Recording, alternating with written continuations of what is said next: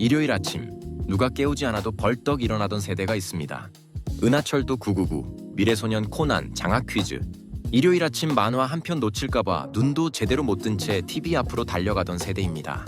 TV가 잘 안 나오면 옥상에 올라가 안테나를 이리저리 돌리고 아래에서는 됐다 아니다 다시 돌려라 소리치던 시절이었습니다. 바나나는 아무 때나 먹는 과일이 아니었습니다. 병원에 다녀온 날이나 정말 특별한 날에만 겨우 맛볼 수 있던 귀한 과일이었죠. 스팸이나 소세지, 노란 사각 치즈 같은 미제 물건은 잘 사는 집 냉장고에나 있을 것 같던 시절이었습니다. 동네에 하나쯤은 미군 PX에서 나온 물건을 몰래 구해다 파는 집이 있었고 그 집 냉장고 안에 들어있던 통조림과 초콜릿을 보면 괜히 부러운 마음이 들곤 했습니다. 하지만 그 시절의 풍경은 동네 골목에서만 머물지 않았습니다. 담장 넘어 학교로 가면 지금은 상상조차 하기 힘든 훨씬 더 거칠고 치열한 세상이 기다리고 있었죠. 국민학교 한 반에 60명 넘게 앉아있고 시험 칠 때는 책상 가운데 책가방을 세워놓고 잘못하면 이유를 묻기도 전에 단체로 매를 맞던 시절. 쉬는 시간에는 여자아이들은 고무줄놀이를 하고 남자아이들은 구슬치기, 딱지치기, 오징어 놀이를 하던 시절. 못하는 아이 하나도 빼지 않고 깍두기라고 하며 같이 끼워주던 시절. 크리스마스가 되면 길에서 캐럴이 흘러나왔고 영화관 앞에서는 군밤과 오징어를 굽는 냄새가 나던 시절. 아파도 학교는 가야 했고 개근상이 자존심이던 시절. 지금 생각하면 참 거칠고 참 촘촘했고 참 이상하게도 그리운 시절입니다. 그런데 심리학은 말합니다. 그 시절은 단지 추억이 아니라 지금의 우리 성격을 만든 결정적인 환경이었다고 말입니다. 늘 기다려야 했고 참아야 했고 눈치 봐야 했던 그 시절이 누군가에게는 유난히 눈치 빠른 뇌를 또 누군가에게는 쉽게 무너지지 않는 생존력을 남겼습니다. 우리가 왜 이렇게 열심히 또 조금은 외롭게 살아올 수밖에 없었는지 그 마음의 지도를 함께 그려보고 싶다면 지금 구독과 좋아요로 이 여정에 함께 해주세요. 이곳 그날의 혼잣말에서 당신도 몰랐던 당신의 속마음을 하나씩 풀어가겠습니다.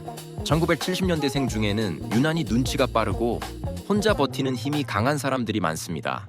누가 시키지 않아도 분위기를 먼저 읽고 힘든 일이 생기면 도움을 청하기보다 혼자 해결하려 하고 누가 다가오면 반갑기보다 먼저 경계가 올라오는 사람. 그리고 이런 말을 자주 듣습니다. 너는 참 강하다. 너는 혼자서도 잘한다. 너는 사람한테 기대를 안 하네. 많은 사람들은 이걸 성격이라고 생각합니다. 원래 독립적인 사람, 원래 단단한 사람이라고 말합니다. 하지만 심리학에서는 이걸 성격이라고 보지 않습니다. 어린 시절 환경에 맞춰 뇌가 그렇게 적응한 결과라고 설명합니다. 특히 1970년대생에게 이런 구조가 아주 강하게 나타납니다. 그 시절에는 부모님이 바쁜 집이 많았고 맞벌이를 하는 경우도 흔했고 부모가 있어도 여유가 없는 분위기가 많았습니다. 외할머니나 다른 어른 손에서 자란 기억이 있는 사람도 많고 형제 사이에서도 역할이 자연스럽게 나뉘어 있던 시절이었습니다.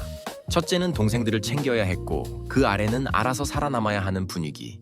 잘해도 당연한 거고 못하면 혼나는 게 기준이었습니다. 감정보다 태도를 먼저 배우고 표현하기보다 참고 살아야 한다는 말을 더 많이 듣고 자란 환경이었습니다. 이런 환경에서 자란 아이의 뇌는 아주 빠르게 결론을 만듭니다. 기대하지 말자. 내가 해결하자. 혼자 버티는 게 안전하다. 그리고 이 결론이 반복되면 그게 성격처럼 남습니다. 어린 시절 환경은 생각보다 강하게 뇌를 바꿉니다. 아이의 뇌는 태어날 때 완성된 것이 아니라 자라면서 반복되는 경험에 맞춰 회로가 만들어집니다. 내가 힘들 때 누군가가 반응해 주었는지, 내가 불안할 때 누군가가 옆에 있어 주었는지, 이런 경험이 쌓이면 사람을 믿는 회로가 만들어지고 그렇지 않으면 혼자 버티는 회로가 만들어집니다. 1970년대에 자란 사람들은 감정보다 책임을 먼저 배우고 도움을 받기보다 스스로 해결하는 걸 먼저 배우는 경우가 많았습니다.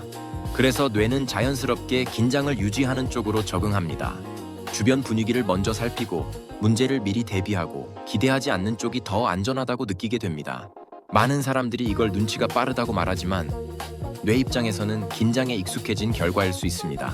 어릴 때 누가 대신 해결해 주지 않는 환경에서는 내가 해야 한다는 기준이 먼저 만들어집니다.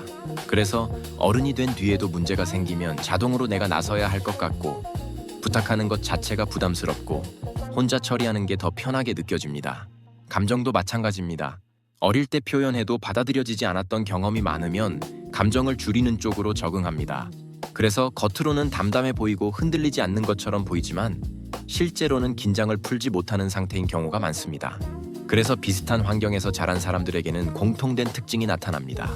분위기를 빨리 읽고 책임을 피하지 않고 사람에게 쉽게 기대지 않고 혼자 버티는 데 익숙합니다. 사회에서는 이런 사람을 좋아합니다. 믿을 수 있다고 말하고, 단단하다고 말하고, 어른스럽다고 말합니다. 그래서 본인도 어느 순간 이렇게 생각하게 됩니다.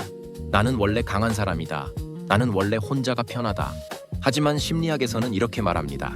원래 그런 게 아니라 그렇게 살아야 했던 시간이 길어서 그렇게 익숙해진 거라고 말입니다.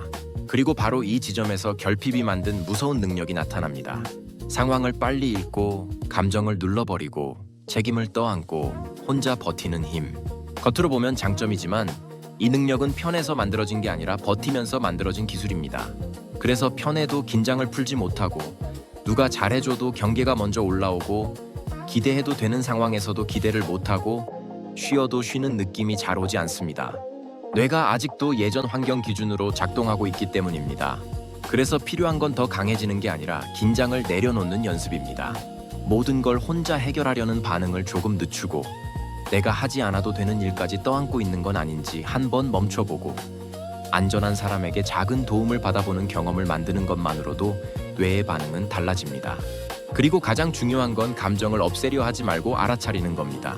괜찮지 않으면 괜찮지 않다고 느끼고, 힘들면 힘들다고 인정하는 순간 뇌는 생존 모드에서 조금씩 빠져나오기 시작합니다.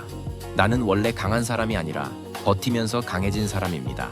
나는 혼자가 편한 사람이 아니라 혼자가 더 안전했던 사람이다. 나는 감정이 없는 사람이 아니라 감정을 숨기는 법을 먼저 배운 사람입니다. 이 문장을 있는 그대로 받아들이는 순간 마음속 긴장이 조금씩 내려갑니다. 오늘 밤만큼은 스스로에게 참 고생했다, 애썼다며 자신의 어깨를 가만히 토닥여주세요. 그동안 혼자 버티느라 고생한 당신의 뇌에게 줄 수 있는 가장 좋은 휴식입니다. 여러분의 기억 속에 1970년대 하면 가장 먼저 떠오르는 장면은 무엇인가요? 댓글로 꼭 남겨주세요.